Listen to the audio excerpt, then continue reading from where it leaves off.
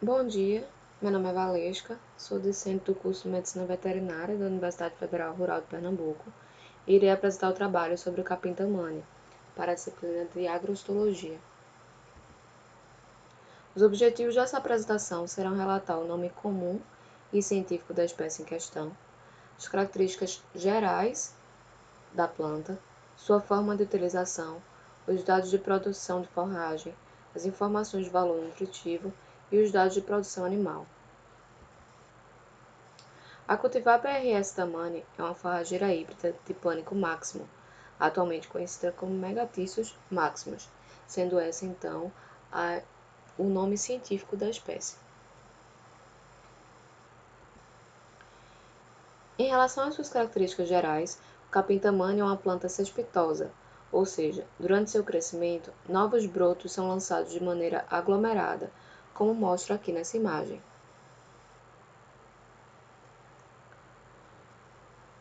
Apresenta também um porte ereto e baixo, até 1,3 metros.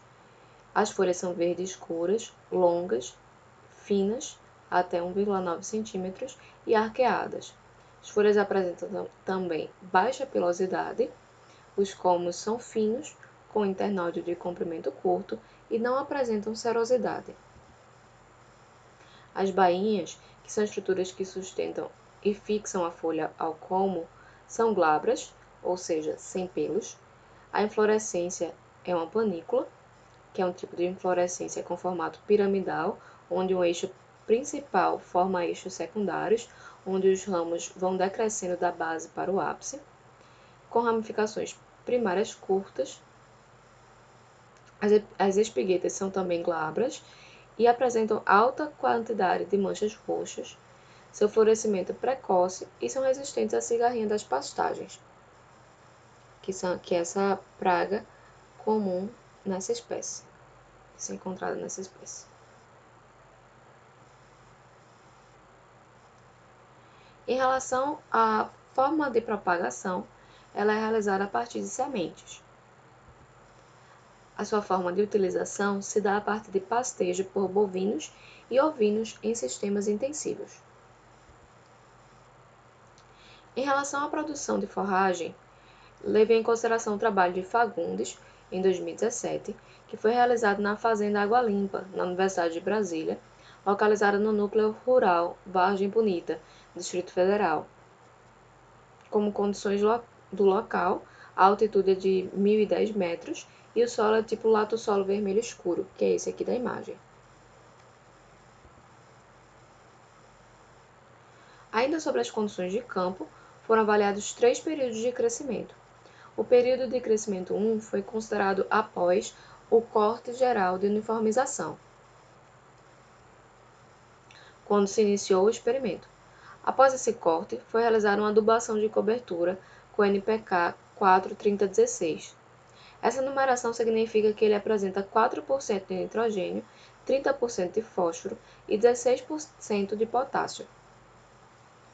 21 dias após o corte geral de uniformização, foi realizado o primeiro corte de uniformização, sendo considerado o período de crescimento 2.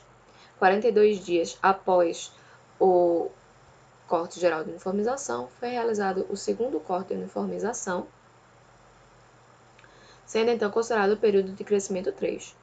Após os 2 cortes de uniformização, foi feita uma adubação de cobertura com ureia, visando proporcionar 105 kg de pentóxido de fósforo por hectare, 56 kg de óxido de potássio por hectare e 164 kg de nitrogênio por hectare.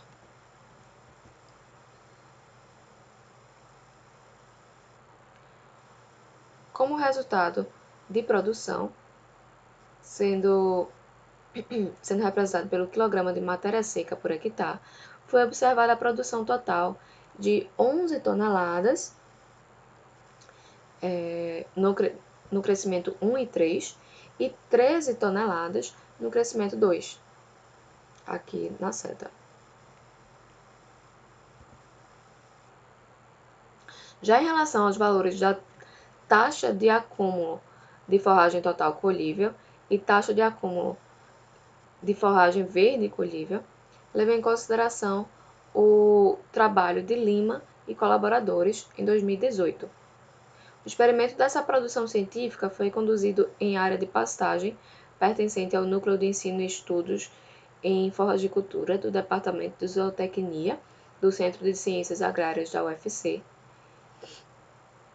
e os dados compararam as doses de zero, ou seja, quando não houve aplicação, e 1.200 kg por hectare por ano de nitrogênio, divididos em duas aplicações no decorrer do ciclo, início e meio, de crescimento da gramínea. A ureia, com 45% de nitrogênio, foi utilizada como fonte fornecedora de nitrogênio.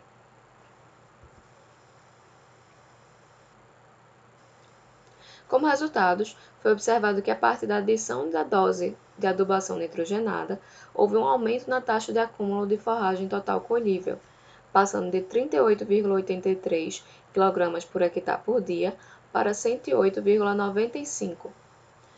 Já a taxa de acúmulo de forragem verde colhível aumentou de 9,6 kg por hectare por dia para 26,47, concluindo-se então que a dose de 1.200 kg por hectare por ano de nitrogênio proporcionou incrementos de 180% para a taxa de acúmulo de forragem total colhível e de 175% para a taxa de acúmulo de forragem verde colhível.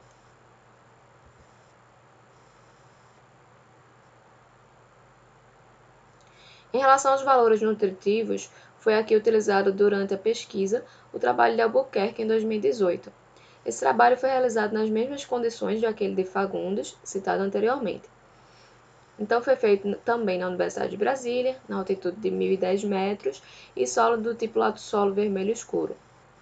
Nesse trabalho também foram relatados os dados de precipitação pluviométrica, temperatura média, mínima e máxima do período experimental. Então, em janeiro de 2017, houve uma precipitação de 128 milímetros. Em fevereiro, foi observada uma precipitação de 177 milímetros e em março de 172 milímetros, aproximadamente. A temperatura média foi de aproximadamente 21 graus em todos os 3 meses, sendo a mínima de aproximadamente 16 graus e a máxima variando entre 27 e 29 graus.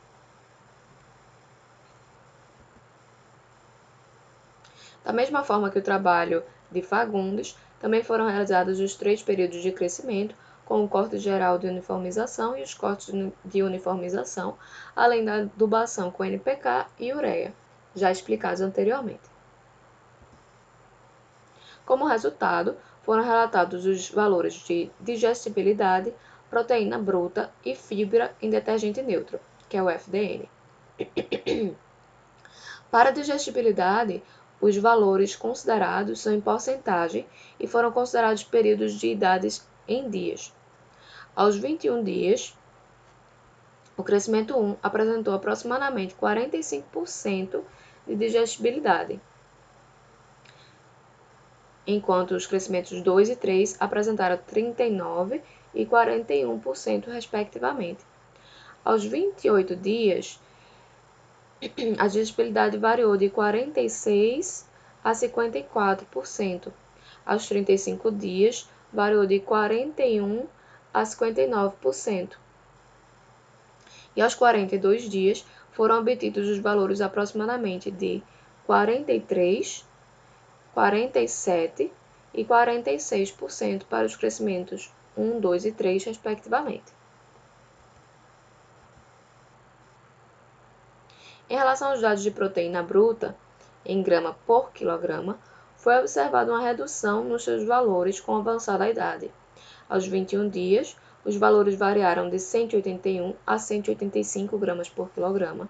Aos 28 dias, variaram de 143 a 166. Aos 35 dias, variaram entre 131 e 158. E aos 42 dias, os valores variaram entre 110 e 142 gramas por quilograma.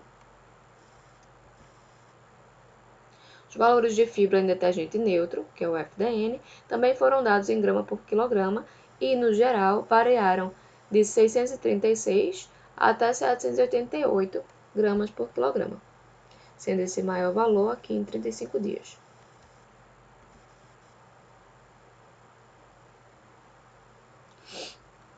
Já os dados de produção animal foram retirados de informações fornecidas pela Embrapa. Para avaliação de tais dados, foi realizado um sistema de pastejo alternado com ciclo de pastejo de 56 dias, 28 dias de ocupação e 28 de descanso, e adubação nitrogenada variando de 100 a 150 kg de nitrogênio por hectare ano no período chuvoso. Como resultado da produção animal, em média de 2 anos, em pastagem de tamanho, se observou uma taxa de lotação de 1,56 animais de 450 kg por hectare durante o período seco e 3,2 animais de 450 kg por hectare durante o período chuvoso. Em relação ao ganho de peso, dado em grama de peso vivo por animal por dia, os valores foram de 275 no período seco e 808 no período chuvoso.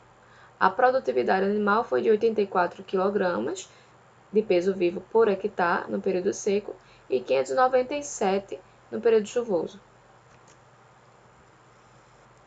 Essas são as referências dos trabalhos utilizados aqui na apresentação, totalizando 6 materiais utilizados ao todo. E é isso. Muito obrigada.